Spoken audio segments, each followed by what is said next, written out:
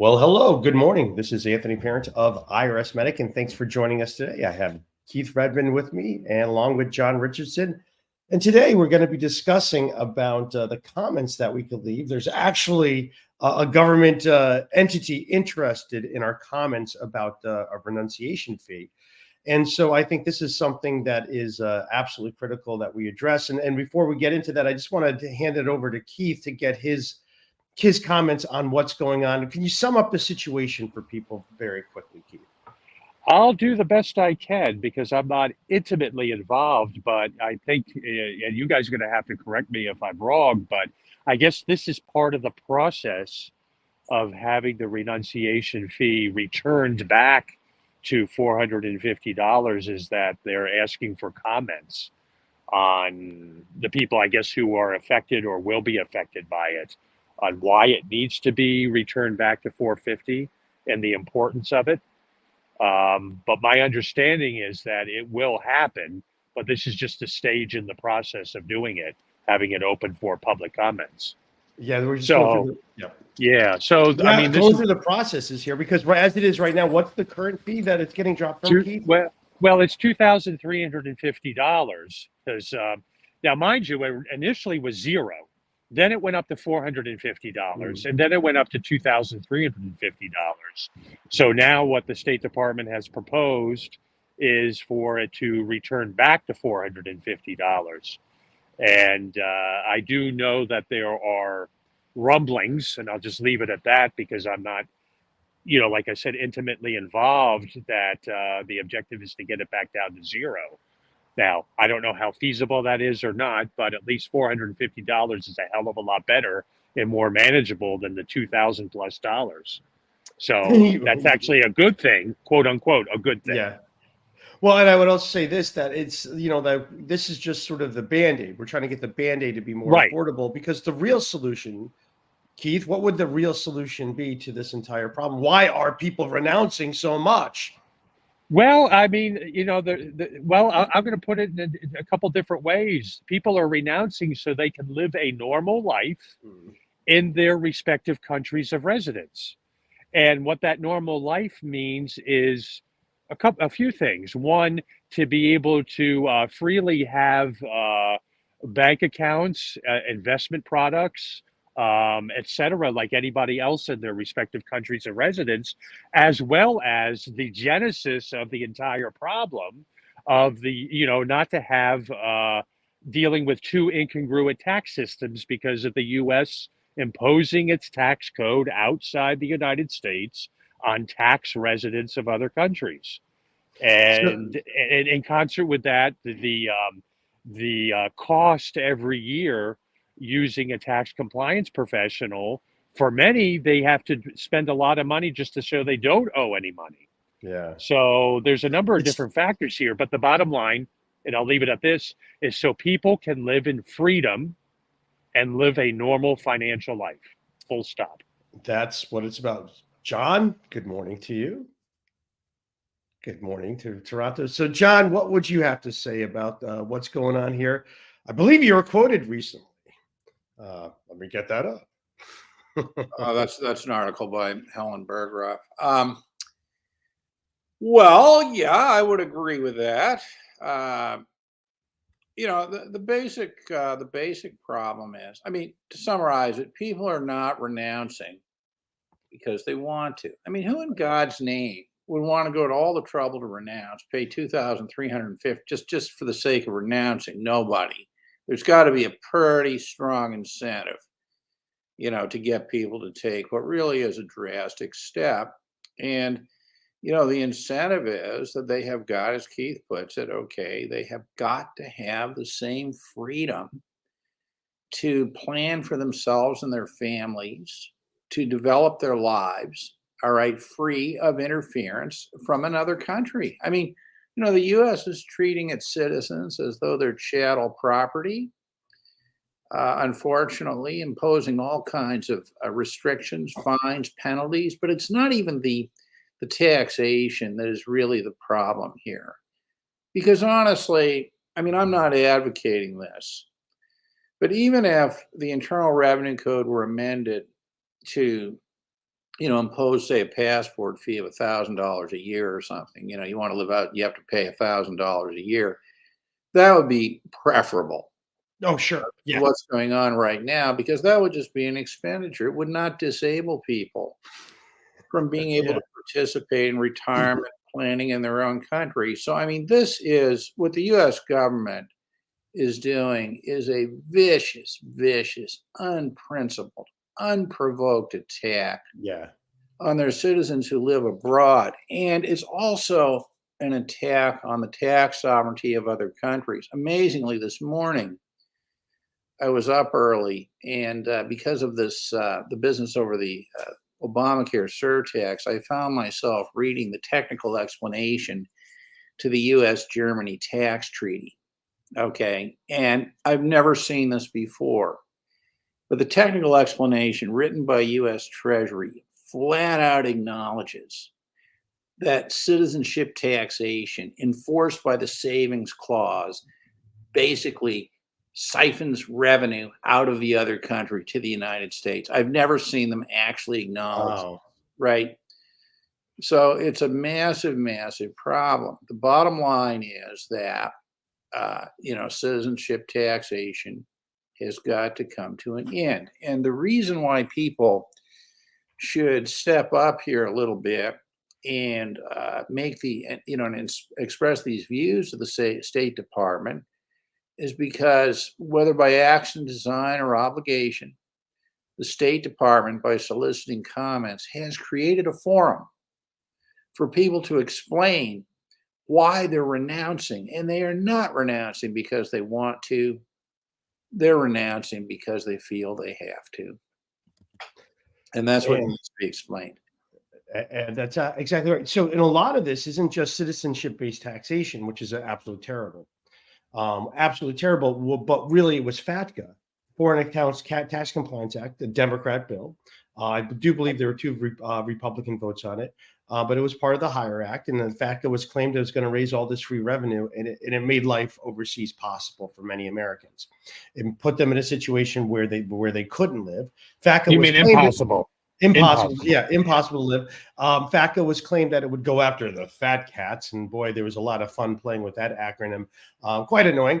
And they have basically, people have been forced to renounce their citizenship, and I've certainly helped out a few people myself escaping the clutches of the IRS, and it's been absolutely insane. Now, and then, I see. So what I did get up here, and I put this in the chat. It's also in the description, because this is the action we want everyone to take. Okay. Last week we gave you action on what to do to Representative Buyer to send your support for change. And to this week we have additional action we want you to take. And this is the proposed rule that we have, and it's in the description, and it's also in the chat. I just put it there for those of you watching live. Now, this is what I'm looking at the summary here. And this is sort of where, I'm kind of like, I look at this going like this, like, okay, so don't our taxes pay for the Department of State, or the State Department?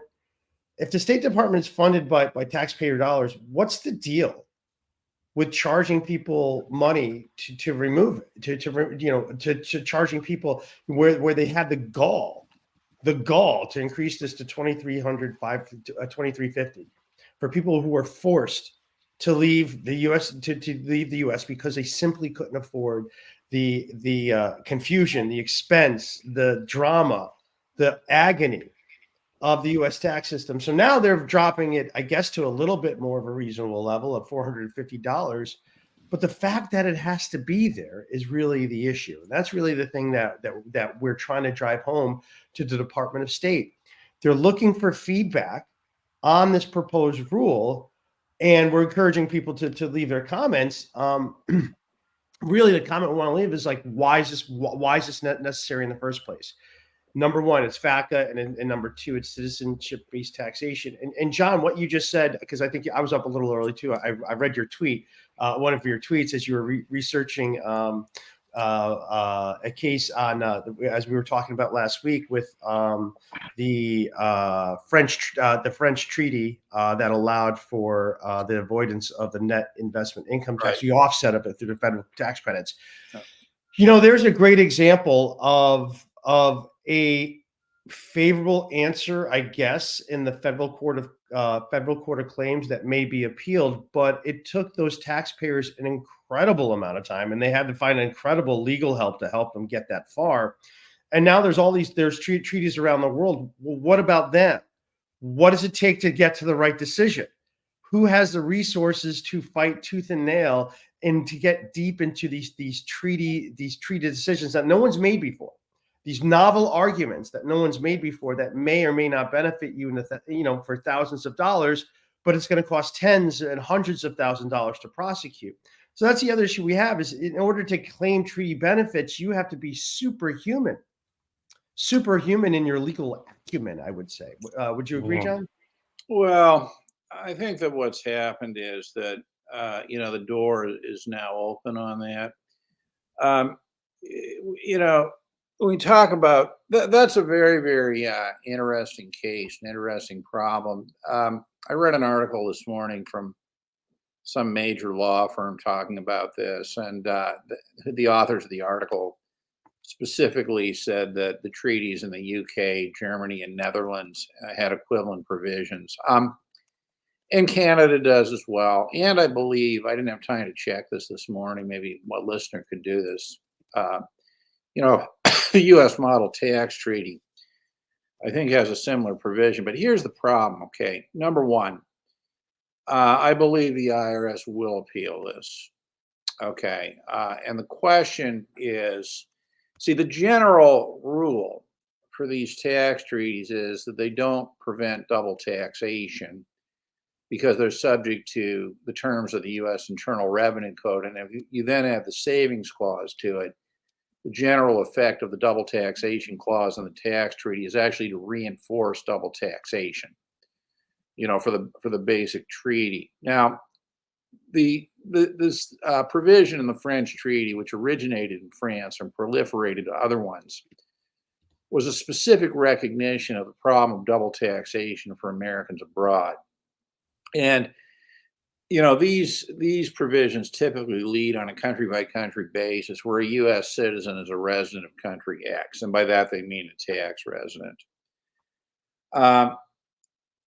The issue here is whether that should be read independently, right, as creating a tax treaty-based double taxation avoidance measure, or whether it should be read as part of the general principle that all of this is subject to the U.S. Internal Revenue Code. And I haven't gotten as far enough in this as I intend to, obviously, but these treaties may not be written the same way, on a country by country basis. So we'll have to see. This is an important victory. However, the downside of this is, and this is very, very important, that what this is really an enhancement to the savings clause, right? Because what it really is reinforcing and validating U.S. citizenship taxation in these treaties, okay? Because the only reason for this provision is because of citizenship taxation, and the way the provisions are written into the treaty, they even refer, to citizenship taxation. So, this is worth a separate podcast, and it's sort of reach and technical detail. But the bottom line is this: it is very good news.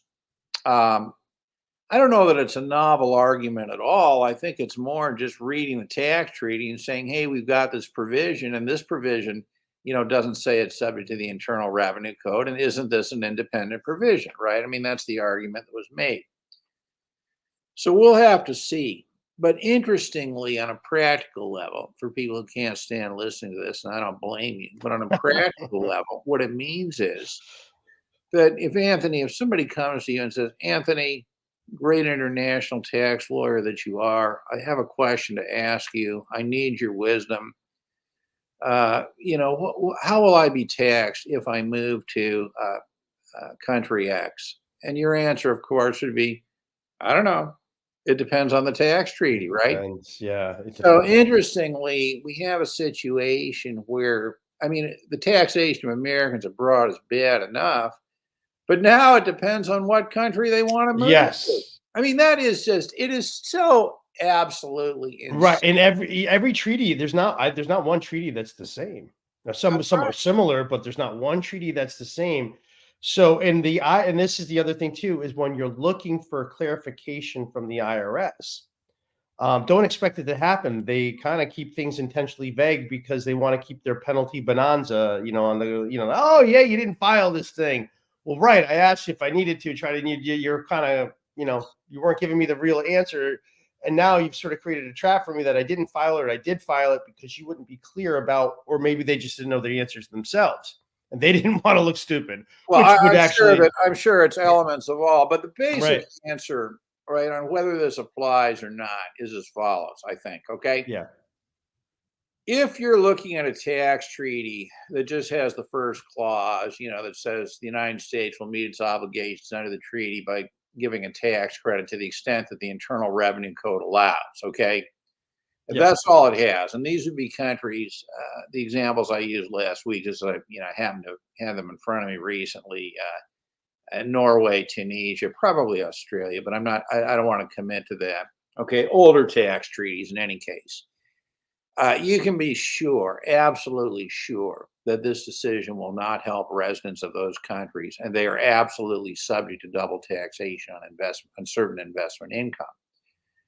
If you're looking at a more modern treaty that includes a provision in the double taxation article, that typically would read, probably starts with, if a U.S. citizen is a resident of country X, right? By that they mean tax resident. If you have that cluster of words or that equivalent, the chances are that you're going to be able to benefit from that provision, okay, to avoid double taxation on the net investment income tax.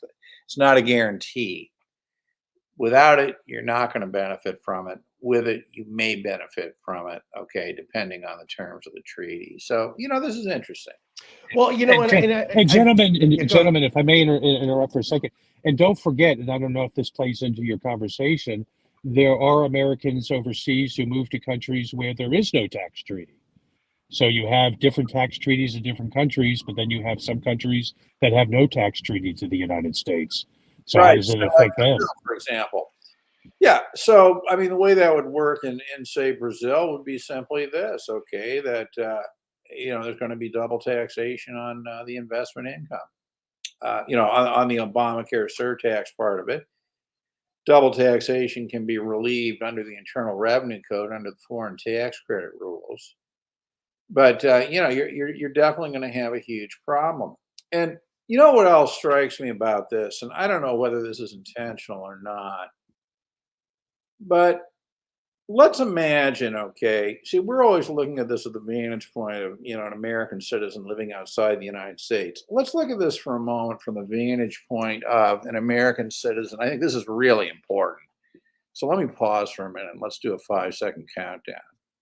5, 4, 3, 2, 1. All right. Let's look at this from the vantage point of an American citizen who lives in the United States and not outside the United States. They're not going to get the benefit there, the benefit of a clause saying, if you live outside, they're stuck with the general clause. Now, here's the key point. For American citizens living in the United States with non-US source investment income, the way this is written, they are absolutely positively subject to double taxation because the Internal Revenue Code, in its plain terms, will not permit the use of the foreign tax credit, right? So, I mean, if I ascribed enough intelligence and evilness to these people, and I don't know, I'll leave that to Keith and Anthony to perhaps or perhaps not. But in drafting this thing, notice that it's a penalty, it's a tax penalty on foreign investment income. Notice that? Oh, Yeah. wow. Isn't Yeah. that something? Wow. Yeah, and if you're just joining Reflect us, on that for a yeah, second. I mean, yeah, if anybody's listening to this, reflect on that for a second. wow. A double tax penalty, right? A punishment for non-U.S. Wow, investment. they're actually being less passive aggressive. I guess we should congratulate them for that. I mean, They're it's actually pure saying evil, what they isn't it? mean. It's pure evil. Yeah, it's pure evil. Yeah, and if you're just joining us, we're talking about we are talking about the comments that we wish you to leave on the you actually are supposed to send an email with your comments to the State Department about, and you're going to send this right here. You're going to email fees@state.gov and include RIN 1400-AF61 in the subject line of your message, and leave your comments. And if you're just joining us in this, Ronald Walter left a great comment here. It would be helpful to demonstrate how complex tax filing FYI for accidental Americans actually is. No one believes me, not even my lawyer. Why would you expect your lawyer to believe you? I'm curious. Yeah. Why would you expect that?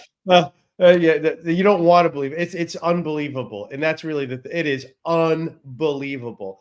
And by the way, it's a challenge. It's a challenge for me that we're trying to educate people on what the tax code is and how it impacts people, but we're not trying to lull people to sleep. We understand we're talking about taxes. We're trying to get to the point as quick as we can. We're trying to make it as engaging as possible, but we're still stuck with some awful subject matter. And this is the best it gets. A conversation like this about this stuff is about as interesting as it possibly can be. So just imagine yourself trying to go through and figure out, well, get to the point.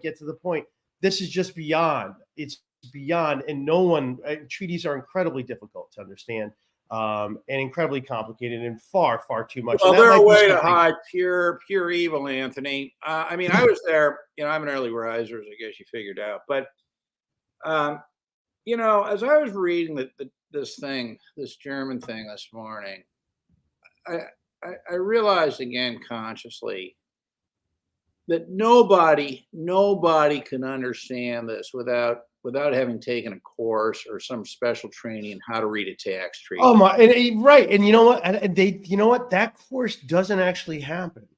I remember I'm going through law school and it never happened. It's something that you have to learn after the fact through the way. Maybe you get a professor that gets an interest in it.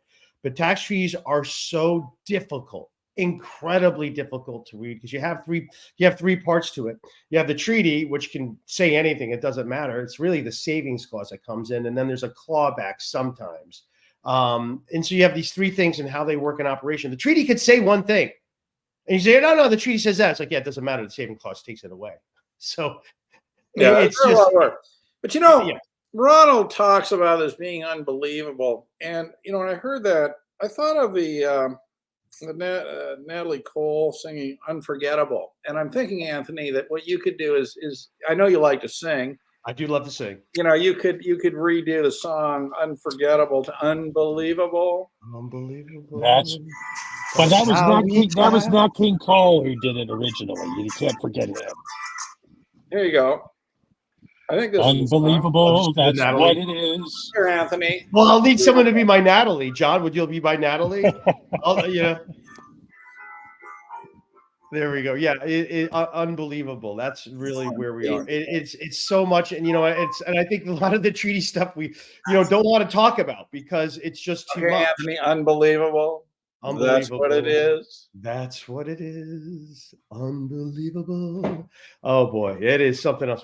So at least we're having some fun about this entire outreach. But here's the outlet for it. This is really the outlet. A lot of times, and if you've been following this channel, a lot of times we're good at like, okay, we're mad, but what are we gonna do with it? So here is just the time to be heard. Email fees@state.gov. Hey, have you guys taken a look at the tax treaty? Can you explain it to me?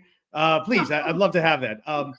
Please, State Department, why don't you explain these tax treaties to us so we exactly know how it works? And, can we have some sort of explanation of all the other treaties? Is there a way that the government could tell us what the treaties means without very difficult, very time-consuming lawsuit after lawsuit over very specific provisions? And, that's just something they're not going to do. They're not going to do that because they want to interpret the treaties to the government's interest, not yours, even though they're supposed to represent us. Well, but anyway, Anthony, I mean, let's look at what this means practically. So I am pretty sure and sometime in the next week or two, I'll get to this, but I'm pretty sure that the Canada-U.S. tax treaty is written in a similar way. Okay. All right, so I'm pretty sure that the argument, the decision, okay, that treats these as separate kinds of tax credit clauses would apply in Canada to Canadians. But all right, I'm also sure that the opening move of the IRS will be no, just applies to France. That decision was about France. So I think that probably what's going to be required here is almost getting a representative in every country with this kind of tax treaty, to lead the challenge on this. Because I don't think that they're going to, and I think there's some justification for their position here, but I'd be very surprised if they just cave, on all these treaties that are written this way. But we'll have to see. Another thought I just had on this, that throw this out. I mean, let's say that the IRS appeals, and let's say that you're there trying to make the argument for whether this clause should be read separately from the general one, right? Which is what you need. I think it's probably worth pointing out that without this clause, the resident Americans are absolutely subject to double taxation, right? And with the clause, it's only Americans abroad, right, who would not be. All right. Now, I'm not sure exactly how that plays into it, but it's also an example, again, of how we have a different tax system for Americans abroad than resident Americans. I mean, maybe in this case, Americans abroad benefit in a way that resident Americans don't. But it certainly, drives a truck through the idiotic wall, the principle that somehow, everybody's treated the same. They're not. So anybody who wants to move outside the United States, the first thing you do is look at the tax treaty. Yeah, Because absolutely. look, let's say that you're a rich that's a bad word. Let's say you're a person who fundamentally lives off investment income. Okay, which doesn't have to necessarily be rich. It just has to be somebody who's possibly retired. As it stands now, move to France. Okay, because if you move to Norway, and I keep using that example only because of the treaty I've recently looked at, and I'm sure of what I'm saying here, okay? You move to Norway, you're absolutely subject to double taxation on your investment income. Right? So, I mean, imagine a convention, right, where all these countries are, they have tables set up to entice American retirees living off investment income to move to their country. A retirement fair, if you will. It's a retirement fair. Exactly. You walk around the retirement fair. Exactly. And, it's very festive. The country says, come here. You won't be subject to U.S. double taxation. and then you go to Norway and they say, well, yeah, you're subject to double taxation, but the cost of living is so much less than living in France, right? I mean, you see how completely idiotic the whole thing is? Keith, I got a question for you. Yeah, here we got a great comment here. It's Jack Skelton. Thanks. He's giving us a thanks, guys. As an expat, thank you for all the information you give out. Thank you. We love doing it. And we just see, there's just a far unrepresented group that takes a lot of abuse, and no one's really sticking up, but a few for here and there. So thanks for that. And you found out about our friend. The F bar. I guess so. I guess I'm glad you found out about that. I guess. Anthony, would you stop introducing people to Mr. F bar? Would you stop that? Yeah. I've been. He's an abuser. He's an abuser. I'm a matchmaker. I'm your financial matchmaker. Oh, I found your financial yenta. It's called Mr. F bar. He's gonna be with you for a bit, and he's not really all that well behaved, and he thinks he's bigger than he is, and So Mr. F bar, F bar is the symbol of American citizenship. Yeah, and I mean, and I think it's just a symbol. I mean, it's a perfect example of America, really looking at what the law says, what it actually says, what it is, how it comes into being, and how it's used, as that torture device. And that's really the truth, and an IRS that lost, this is really what I would say about it too. This is an IRS that has lost its manpower. It's a fraction of what it used to be 15 years ago. 15 years ago, you had some real talent working there. I mean, there's some incredible people all around. A lot of people helped me out. And now those people are long gone. And the new people have taken over. They don't have the same enthusiasm because, again, the overall leadership brain power went away. So it's really, really a tough place to work at.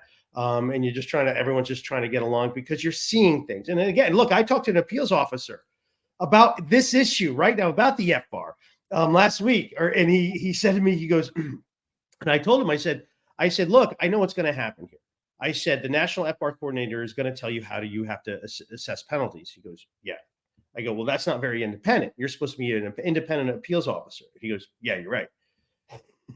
And I said, so how are you going to rule? He's like, what they tell me to. And I'm like, exactly. I said, that's a big problem. And so, and there's somebody who gets it. And, that's what I would say is a pretty good quality IRS employee who at least acknowledges this is insane.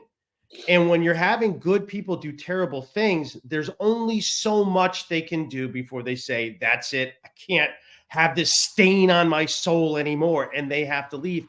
And they're the first ones to leave. Your best ones are the first one leaves because they have options. So what you're stuck with is what you have. There are people who can't leave the IRS for other reasons. And, that's really where it is. And the IRS's effectiveness is so down that they need to find easy ways to assess penalties. And I will repeat this again, but this is a report that large business and international, one unit of the IRS that goes after the largest people, large business international, they grouped together. Well, the Treasury Inspector General did a little bit of research into what they were into their audits, and they found, they're auditing individuals who make less than $200,000, and they're assessing them with 5471 penalties and FBAR penalties. And that's what these large business and international examiners are doing. They're not going after these large, multinational corporate tax dodges and stuff like that. No, they don't have the time for that. But they are going to go after a grandmother who didn't report her bank account in Colombia or something like that. They will do that because that's an easy thing for them to do. So that is really, a lot of the outrage on this. And again, the legality of the FBAR is kind of dubious if you look at the statutes. We won't get into that much here, but that might also be something to mention in your email that you're going to write into fees@state.gov, including IRN 1400 AF61 in the subject line. Because what this is about today, we are trying to get people motivated to leave comments to the State Department. They're lowering their fee to $435, which is good, for $450, which is good. But in the comments, we're really hoping people could explain, look, it's the drive. Why is it so necessary? People need to renounce. And it's because of FATCA. And it's because of things like the FBAR. It's because these tax treaties are huge, difficult to understand, and very significantly one to another. Being an expert on one tax treaty doesn't help you somewhere. It might help you read one, but it doesn't even mean what's in it. So that's what we're looking for people to do here is leave these comments, really tell the State Department what's the problem, what's the big problem for this. And here's some of their background that they're going to get into this, but we don't need to talk about that. This is all their gobbledygook on this, but really we want you all right now or as soon as you stop this, or you can multitask. I'll give you the permission to multitask. Email fees@state.gov. Tell me your feedback. Keith, what do you think people, is there something that we're missing that people should leave in there, their comments, their stories, like the complexity of this, the tax treaties are nuts. The FBAR is abusive. Well, what else? Well, the other thing that comes to mind, and this is just based on all the people I talk about, is it also, how do I put this?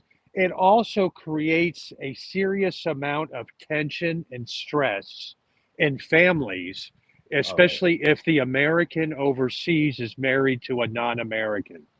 Yeah. And how, and I don't mean to sound histrionic, but by renouncing your U.S. citizenship, it helps create more harmony in the family unit because you don't have to deal with this tension all the time, just from an emotional standpoint. And, that's another aspect of this that people do it because they just, and actually you know, there was something down here I wrote where they did mention the fact that a lot of this was actually having to do with taxes right here.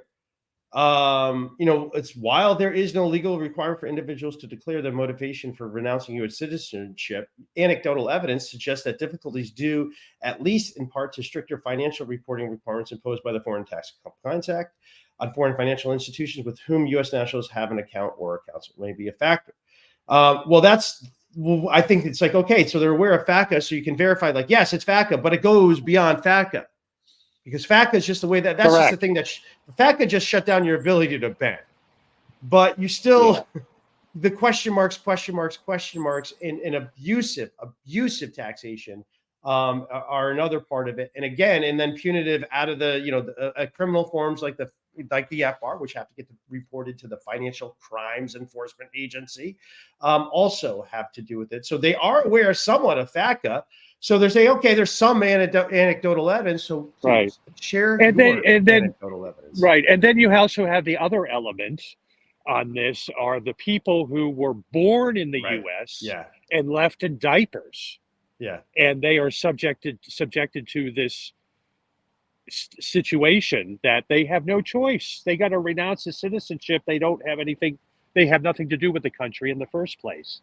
So you got that element going on as well. Yeah, right. And Melvin's comment here is like, this is actually a very interesting comment that Melvin makes. And this is a point that I've been making for a long time. Obviously, I would be in support of the lower the renunciation fee, the better. Obviously, okay, including to zero, which is not going to happen. But the point that I keep making is that renouncing U.S. citizenship, even at $2,350, it is extremely undervalued. Okay, it is worth far more than $2,350 to not be an American citizen. All right.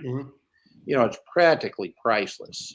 So, I mean, they could keep raising the fee, and I don't think that it would have a significant impact on the number of people renouncing. And in fact, I think by raising the fee, it would emphasize the value of not being. Yes. They might even get more people to renounce just based on that.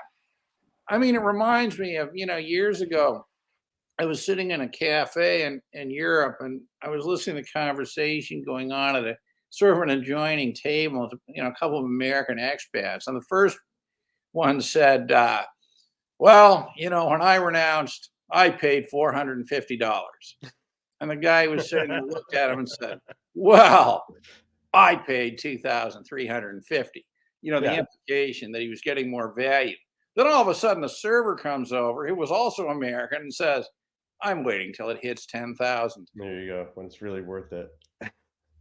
I mean, there's no question that from a financial point of view, unless you have significant interest in the United States, renouncing U.S. citizenship, whether it's 23, 5,000, 10,000, 450, whatever, is the best financial investment you can make, because it's the only thing that I know that will pay a dividend to you every second of every minute of every hour, every month for the rest of your life. And I mean, you have to take a look at the future value of paying that money today, and it is an investment in your future, and it's a damn good investment. Even at a higher fee, it's a great investment. So it makes me wonder, really,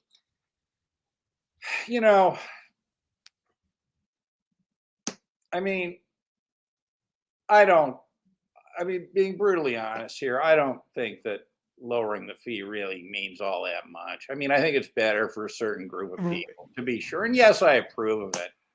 And it removes a bit of the outrage, but really, and I think that to back doesn't address the real problem, right? And behind Melvin's comment here is extreme penalty exposure, Well, it's also sort of it might be an unknowable problem. And yesterday I was talking to a client. I was talking to a client, and she asked me about, oh, is my husband, who's a green card holder, subject to the unlimited marital deduction? And I was like, okay, well, let me think. He's a U.S. person. He's subject to U.S. taxation. So I'm like, you know what? Before I say yes for sure, let me just double check on this, because there's always something I've learned. And this is what I say every day. Every day that goes on, I learn something big about the tax code. And I've been doing this for a long time. And I find out something that actually matters, and I didn't know it. And I was like, look, I don't claim to know it all, because you can't know it all. You got to like double check. And so the answer is like, no, you're a green card holder. So no, there is not the unlimited marital deduction. Duh. Which is like, well, why is that the rule? It makes no sense. And that's where, people get into trouble, is they apply logic to the U.S. tax code. So don't do that. Actually look at it. And that's really a problem. So, and I could have given the quick answer, just like, no, of course not. Don't be stupid. Why? Da, da, da, da. And I'm sure people have, but I'm like, you know what? There's special rules, and when you understand, when you understand the overall logic, I suppose, that the U.S. tax code is meant to punish people, then you can kind of get to the right answer. Yeah, go ahead, Keith.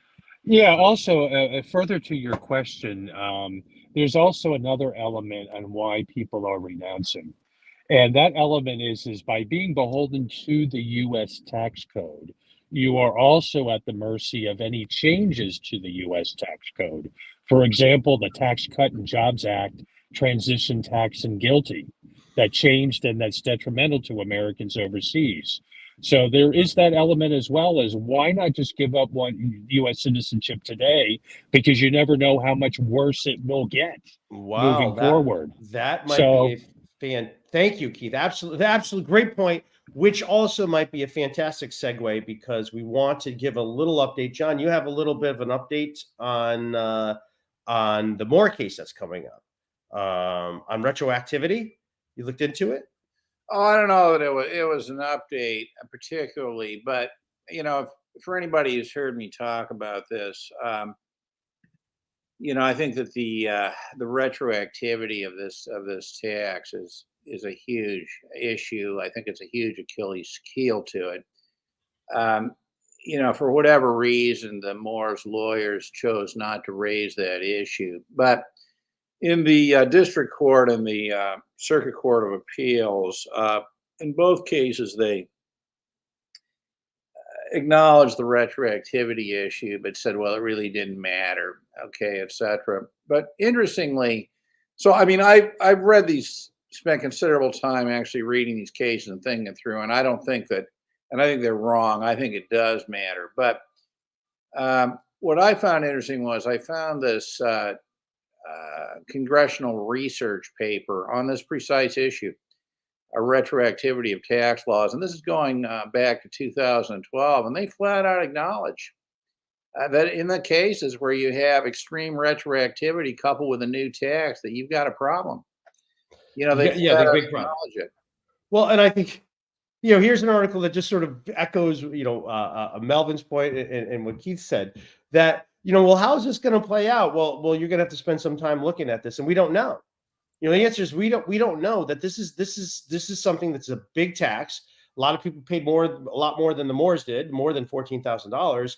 And so, you're going, not only are you viciously taxed, you're going into a vicious stew of uncertainty of, well, what's going to happen here? And your life's going to be on hold, and you'll be paused while you try to figure out, hey, in the multiple years this takes someone to figure out, maybe I'll find a court on my side, maybe I won't, maybe I'll find the attorney to argue it right, maybe I won't, maybe I will, maybe I won't. And not to say that the Moore's attorney do anything wrong, but the retroactivity argument does appear to be pretty straightforward here. And when I read your article, well, Anthony, both judges agree that it is retroactive. Okay, everybody agrees it's retroactive. The question is whether the fact that it's retroactive for 31 years makes a difference or not.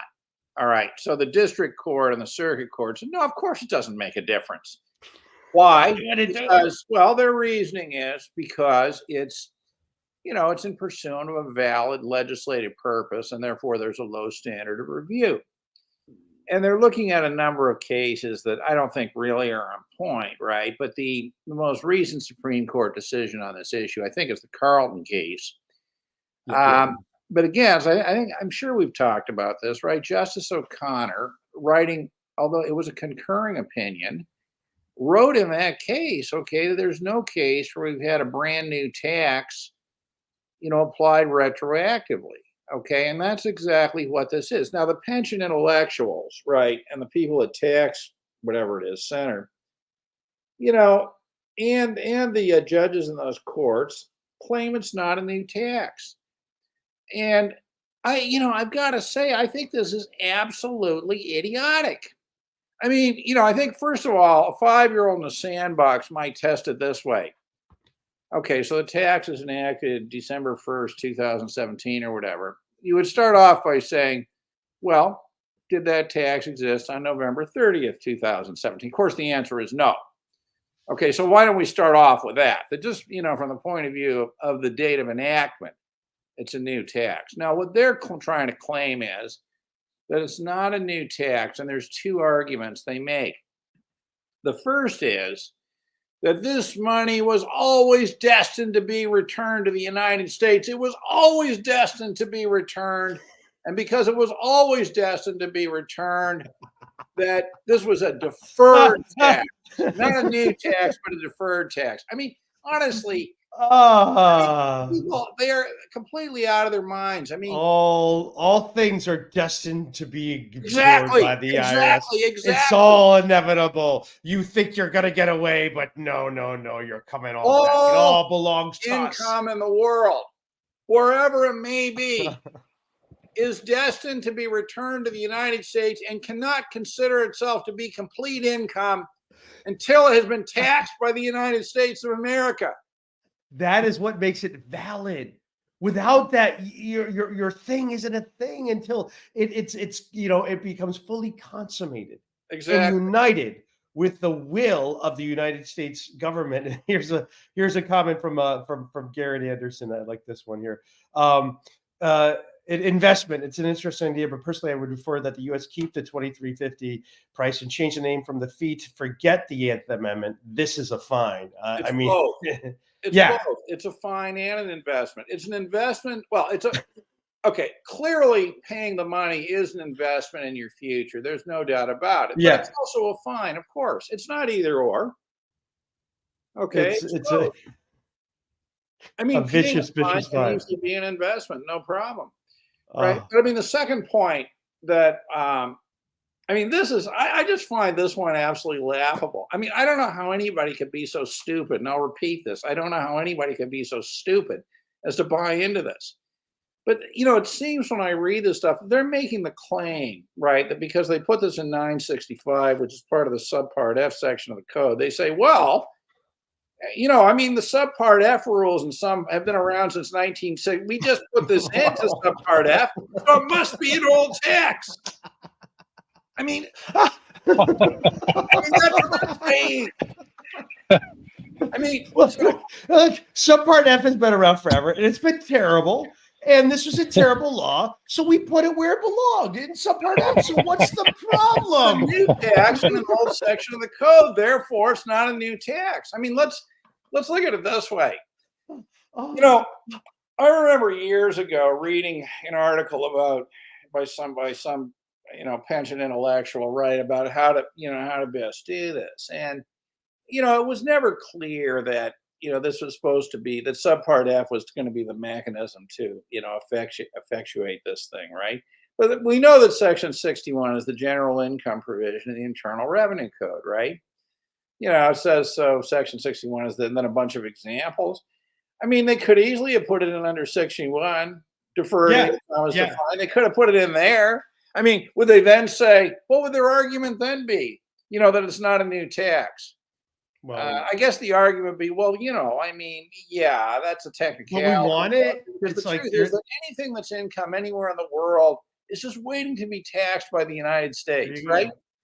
I mean, these people. Like every country in the world is just waiting to be invaded and liberated by the United States. Exactly. They're all waiting. Exactly. Please, United States, come and liberate us and give us all that great glory and help us out like you do. I mean, it's sort of like this. If it's income, of course it should be taxed by the United States. And if it's not taxed by the United States, it couldn't possibly be income, right? Right. I mean, it's really, this is just the circular definition. This is well, it's not that it's circular, it's that it's obscene. Okay. And that is completely self-serving. I mean, it may include other logical flaws, etc. Okay. But I'm thinking about this brief by Tax Center, and I want to write something up on this. I don't have this in front of me, but they're claiming that there's that the Supreme Court is dealing with the question of whether you have to have realization for it to be income, and their brief is that's the wrong question because clearly there is income. So the question is not is there income. The question is can we attribute the income? Okay, to another person. But, and that is a certain seductive appeal. I agree.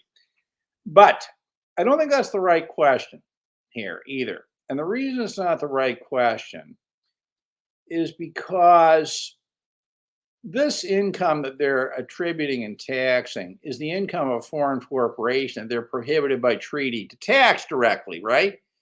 So the real question, if we want to go that route, I think is, can the United States retroactively tax income they're not permitted to tax? Right? I think maybe that's the better question. Okay. But anyway. It's in subpart F, though. Okay. Anthony. So don't you see, John? You realize, Anthony, that all they'd have to do by the reasoning of these people, they want to go back and tax something from 100 years. Say, how do we? Oh, geez, why don't we just put it in subpart F? Subpart F. There you go. Everything bad, the government wants to just put it in subpart F. Hey, look, subpart F is bad, but it's been around for a while, since 1962. But Anthony, it's a cleansing mechanism. Subpart F is a way to make things that aren't income, that are not taxable, all of a sudden taxable. Get it. You bless it. Bless it. They're covering like, oh yes, income. Oh, they're covering their. It's like bathing in it. Ointment or something. You put on. Oh, here we're going to spread some subpart F. Oh yes, they're getting it. They're ecstasy as they would. Yeah. All right. This is crazy. This is crazy. I mean, what's really going on here, right, is a debate between a bunch of 5-year-olds in a sandbox who can see what's really going on, and a bunch of pension intellectuals who, are so immersed in the world of theory that they don't even acknowledge this is about individuals. Yeah, no, they can't. They can't even get that. No. It's crazy. It's crazy. It's crazy. And so what are they doing? Not only, they're making these arguments, but, they're part of the campaign to discredit Thomas and Alito, which the Washington Post leads the way. Mm-hmm. I mean, it's so bad that I think so bad. One might ask the question, would you rather have a world where you had to experience the possible corruption of Justice Thomas, or, the people behind making these laws in the U.S. Treasury? Which do you think would be worse, Anthony? Yeah, the pension intellectuals really scare me, and it's like something like we usually, I had at least somewhat idealistic reasons for going to law school. I did. I actually wanted to, help get justice on this world. And can you imagine law school? Can you imagine that? You're yeah, I know. I was one of those, and I did a few things too. I joined the Defense Appellate Clinic, and I represented the downtrodden, and I actually overturned a violation of probation while in law school. It was I thought it was it was a good thing. It was really interesting and great. So I'm just sort of imagining it's myself, like, all right, I'll fall fired up for law school. Like, yeah, I got to fight for truth and justice. And now your tax professors there. Hey, let's explain why let's explain the law of subpart F. Basically, if it's in subpart F, therefore it's the law. There, class dismissed. And our job is to make sure that we stand up for the rights of the government. That's what we got to do. Kid, remember that there's all these nasty little individuals going around complaining about their rights here and there. No. Our job is to make sure that government is protected. That our job is to give the support to the most powerful people on this planet so they can do more and more and more damage to these individuals who we all agree we are terrible and we can hate. That's kind of what it seems like to me. These pension intellectuals, tax professors and professors, they really know how to stand up for those in power. I mean, really. Well, they're Anthony, they're Treasury's foot soldiers, basically. Oh God, right? They're Treasury's private army. Oh God. Equivalent to, Russia has the Wagner Group, Treasury has the tax professors. There you go. Right. Yeah. Oh man. But I mean, can you imagine, so what was that French philosopher Descartes? He said, I think, therefore I am. So the reasoning here is it's in subpart F, therefore it's income. Yeah. It's a similar type of stuff. Oh, here you go. Melvin's got a good historical analogy here. Yes, in old Rome, there's a possibility slaves could be freed for payment. You're right. Yep. And I guess that's What the way we can look about at in it. America a few hundred years ago? Why go to old Rome? Yeah, right. Yeah, America. Slaves bought their freedom. Yeah. So there you go. There's your. And hey, look, no matter what it costs, might be a good deal. Hey, how much does it cost to get free? Yep, I'll do it. Okay, I'll find a way to make that payment happen. Yeah, absolutely. Well, we're a bit out of time for now. So Keith, I want to go to you for concluding thoughts. Your concluding thoughts on this? My concluding thoughts, just this is the last day to make your comments on the site, so please do so. Yep, and that's up right there. And at the very minimum, for the moment, it is at least a good thing for the fee to be lowered, because it does make it more manageable for certain people to be able to easily renounce. So, voila. And it is an investment in your future. All right, clearly. One point though, a lot of people, there aren't a lot of there's something, I don't know, 500 comments or something. I think it's yesterday. I don't know what the number is, which is a very, very low number of comments. I think we would all agree. Yeah. And people don't want to comment because they think it doesn't matter. But I want to make what I think is an important point here.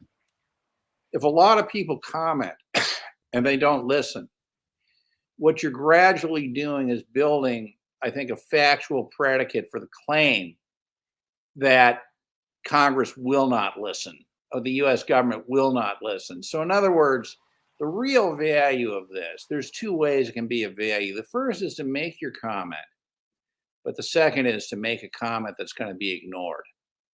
Okay, that also has value. Yes. So I really would encourage people, just to fill this out, and if nothing else, say just this. Okay, while welcoming the reduction in the renunciation fee, okay, the renunciations have to continue as long as the U.S. Internal Revenue Code applies to people outside the United States. Just one sentence like that. And send it yeah, and about it, making it clear that and then I would close with, I didn't want to renounce. I just felt I had to. Well, maybe this is a comment exactly for Garrett. Garrett renounced in 2018 after he saw the tax cut from Jobs that was coming. Yes, so Garrett, maybe you could send a message. Hey, I left, and I would never come back until this is fixed. And now you get 0%. What Garrett has, and so congratulations. Not that they necessarily would care. Well, look, the point is simply this: that this has nothing. This is about bullying.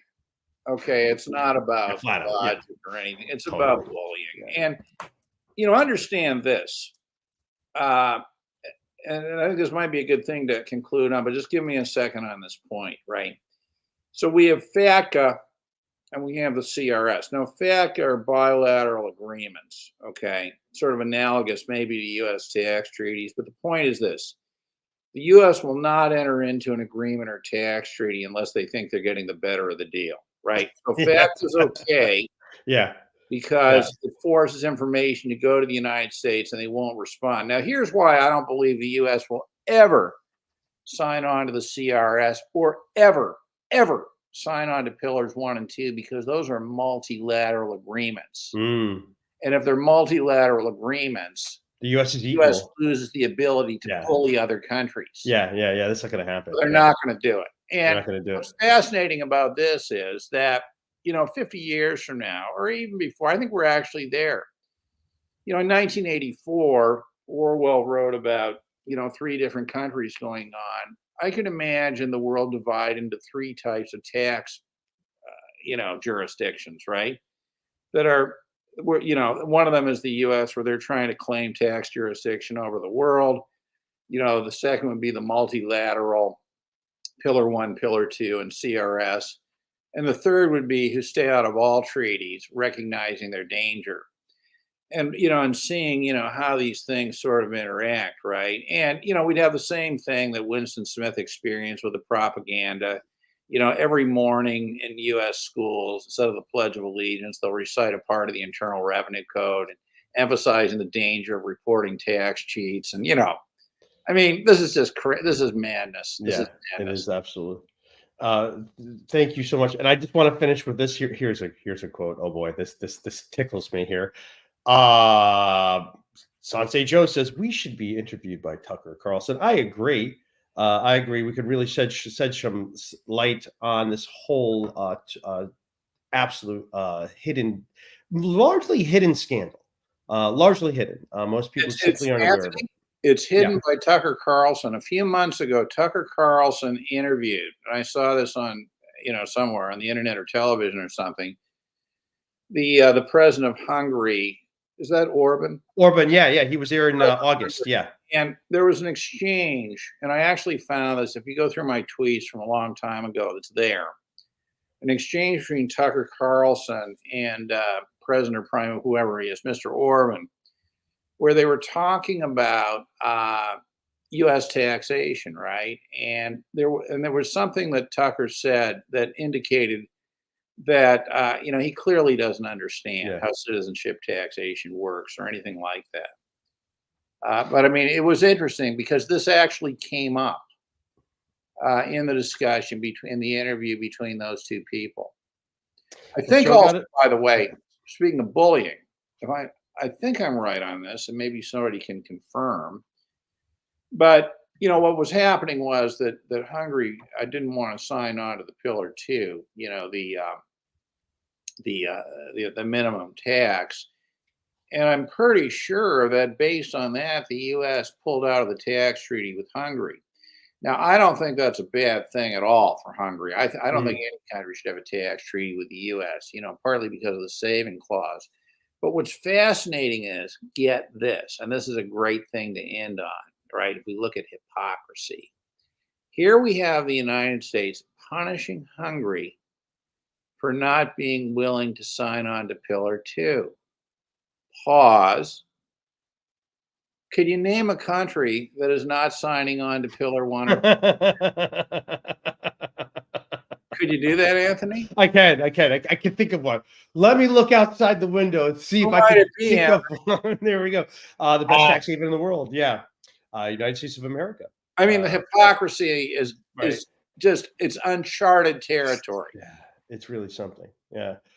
All right. Well, I want to thank everyone for joining us this week. And by the way, we will be live streaming the more oral argument on December 5th. We're going to start at 9:30 on December 5th. So I do have that up. And I would just say subscribe to the channel, turn on your notifications so you would know when we go live.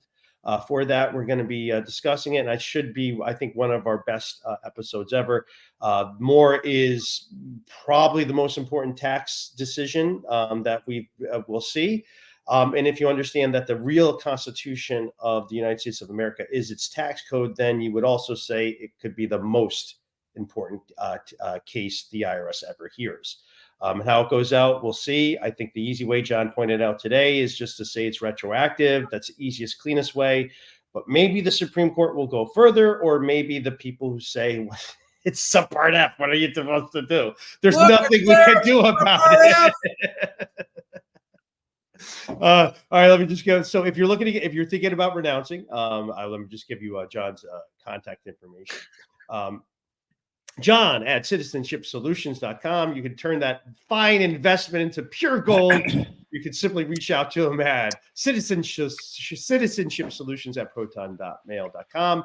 Also, if you aren't sure what you should do, if you're an accidental American, maybe an expat, maybe not in compliance, trying to figure out what you should do before you talk to one of us scaremongering tax professionals in the IRS who's going to tell you that you have to comply no matter what, maybe you want to reach out to Keith Redmond first, just to sort of get you, he can give you some advice, point you ways what other people are doing and how they're handling this.